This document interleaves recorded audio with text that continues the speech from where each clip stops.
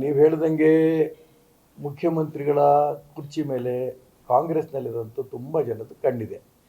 ನೀವು ಟವಲಾಸ್ತಾ ಇದ್ದೀರಿ ಮುಖ್ಯಮಂತ್ರಿ ಕುರ್ಚಿ ಬಗ್ಗೆ ಅಂತ ನಾನು ಆ ಪದ ಬಳಸೋಕ್ಕೆ ಇಷ್ಟಪಡಲ್ಲ. ಬಹಳ ಜನಕ್ಕೆ ಅದ್ರ ಬಗ್ಗೆ ಕಣ್ಣಿದೆ. ಒಂದು ಕಡೆ ಮುಖ್ಯಮಂತ್ರಿಗಳನ್ನು ಯಾವುದೇ ಕಾರಣಕ್ಕೂ ನಾವು ಬದಲಾಯಿಸಲ್ಲ, ಬೆಂಬಲ ಕೊಡ್ತೇವೆ ಅಂತ ಹೇಳ್ತಾ ಇದ್ದಾರೆ. ಆ ಮುಖ್ಯಮಂತ್ರಿ ಕುರ್ಚಿ ಮೇಲೆ ಆ ಬೆಂಬಲ ಕೊಡೋರದ್ದೇ ಹಂಬಲ ಇದೆ. ಆ ಹಂಬಲದ ಮುಖಾಂತರನೇ ರಾಜಕಾರಣ ನಡೀತಾ ಇದೆ. ನಾನು ಅದಕ್ಕೋಸ್ಕರ ಹೇಳ್ತಾ ಇರೋದು, ಇದು ಸ್ವಾಭಾವಿಕ. ಈಗ ಏನು ತೀರ್ಪು ಬರುತ್ತೆ ಅನ್ನೋದು ಎಲ್ಲರೂ ಕಾಯ್ತಾ ಇದ್ದಾರೆ. ಬಹಳ ಜನಕ್ಕೆ ಕಾಂಗ್ರೆಸ್ನಲ್ಲಿರೋರಿಗೂ ಅಂದ್ಕೊಂಡ್ಬಿಟ್ಟಿದ್ದಾರೆ ಬಹಳ ಜನ, ಸಿದ್ದರಾಮಯ್ಯನವರು ಮುಖ್ಯಮಂತ್ರಿ ಸ್ಥಾನದಲ್ಲಿ ಉಳಿಲಿಕ್ಕಿಲ್ಲ ಅಂತ. ಹಾಗಾಗಿ ಸಿದ್ದರಾಮಯ್ಯನವರು ಆ ರೀತಿ ತೀರ್ಪು ಬಂದರೆ ಉಳಿತಾರೋ ಇಲ್ಲವೋ ನನಗೆ ಗೊತ್ತಿಲ್ಲ, ನಂಬರ್ 1.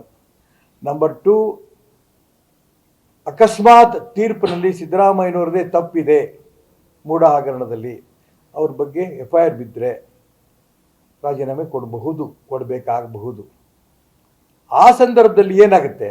ಸಿದ್ದರಾಮಯ್ಯನವರು ಅಪೇಕ್ಷೆ ಪಡೋಂಥ ವ್ಯಕ್ತಿನೇ ಮುಖ್ಯಮಂತ್ರಿ ಆಗ್ತಾರಾ, ಅಥವಾ ಸಿದ್ದರಾಮಯ್ಯ ಇಷ್ಟಪಡೋಂಥ ವ್ಯಕ್ತಿ ಮುಖ್ಯಮಂತ್ರಿ ಆಗೋದಕ್ಕೆ ಉಳಿದಂಥ ಕಾಂಗ್ರೆಸ್ಸಿನ DK ಶಿವಕುಮಾರು, MB ಪಾಟೀಲ್ರು, ಉಳಿದಂಥ ಎಲ್ಲ ಪ್ರಮುಖರುಗಳು ಕೂಡ ಅವ್ರಿಗೆ ಅವಕಾಶ ಕೊಡಲಿಲ್ಲ ಅಂತಂದರೆ ಸರ್ಕಾರ ಎಷ್ಟರ ಮಟ್ಟಿಗೆ ಇರಲ್ಲ, ಅದು ಜಡ್ಜ್ಮೆಂಟ್ ಮೇಲೆ ತೀರ್ಮಾನ ಆಗುತ್ತೆ. ಜಡ್ಜ್ಮೆಂಟಲ್ಲಿ ಸಿದ್ದರಾಮಯ್ಯನವ್ರು ತಗೊಳ್ಳೋಂಥ ಏನು ಕ್ರಮ ಇದೆ ಅದ್ರ ಬಗ್ಗೆ ತೀರ್ಮಾನ ಆಗುತ್ತೆ.